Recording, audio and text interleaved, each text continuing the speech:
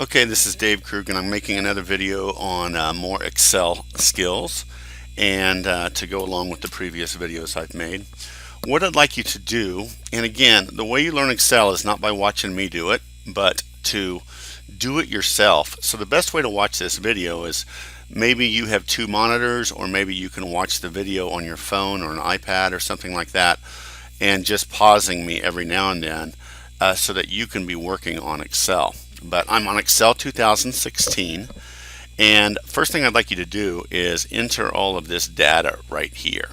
Okay, now this data in gold should be formula driven, and I've talked to you about how to do those before, but you just say plus this minus this, and once you do a formula you don't have to retype it. You can just pull it over. You can just grab the bottom right and pull it over, and it'll adjust for the columns, as I said in previous videos.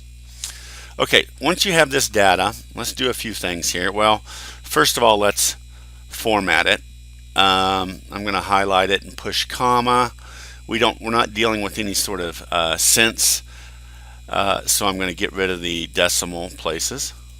Okay, and then I'm going to go ahead and highlight this top row. I'm going to push dollars. Dollars always thinks you want to do cents, so once you do the dollars format, you have to decrease the decimal off of there. I usually do the bottom row as well. And by the way, do you remember how to double underline? What you do is you just go to this up here, highlight your range, go to the underline, and click on the double underline. Okay, and then it's got a double underline. Okay, now once you've done that, let me go ahead and enlarge this a little bit. I'm going to go down here to the bottom right so we can see it a little bit better. I want you to go ahead and type in first quarter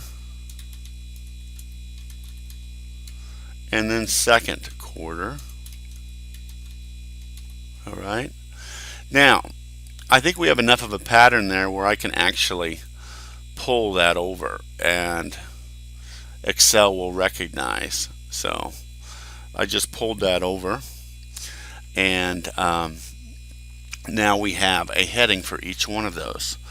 I want to make this look a little nicer, so I'm going to go ahead and bold these.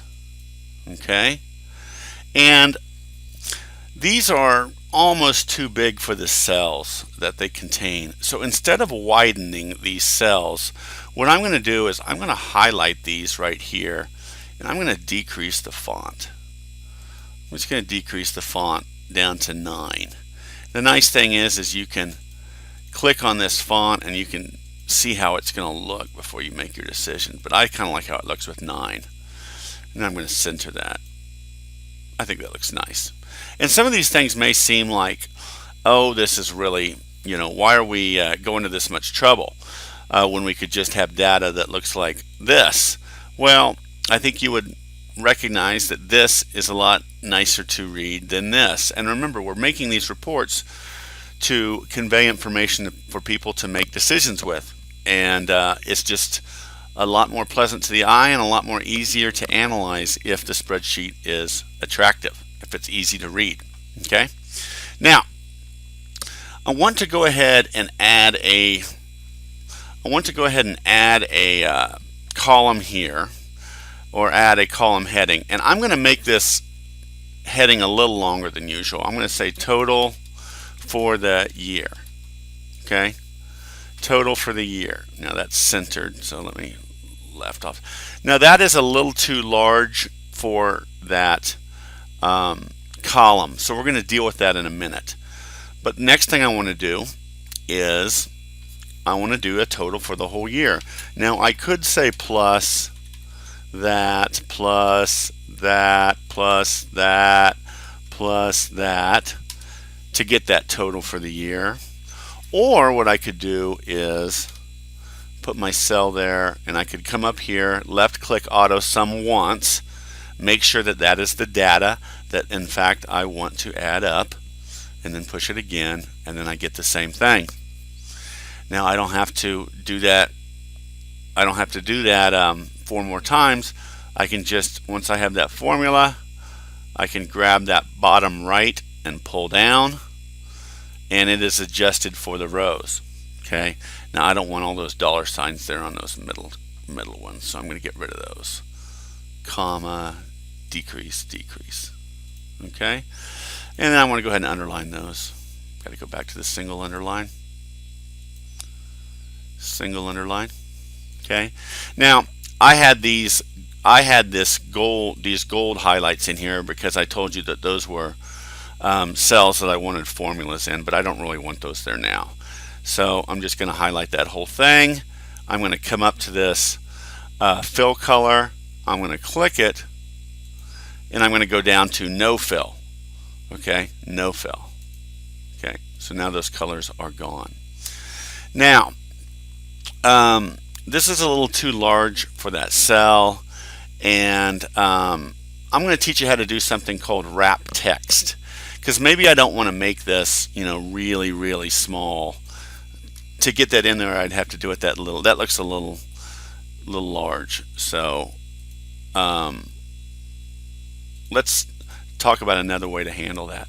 One thing you can do is you can highlight this cell and push wrap text, and it will adjust the row heights to fit in that whole thing without altering the width. Now that looks a little crazy, so I'm going to center that, and I think it'll look a little bit better. Okay, and I needed to give that a double underline now that I see that. Okay, another thing sometimes I like to do, and this is just good practice, is I'm going to highlight these, and I'm going to go to a background color of really light blue. Now I'm going to highlight that cell, and I'm going to go to just a slightly darker blue. Okay, once again, I'm trying to make this pleasing to the reader's eyes. Okay, a couple last things I'll show you, and then we'll be done with the video. Remember what we do. First of all, do you remember the undo button? Well, we'll show you that in a second.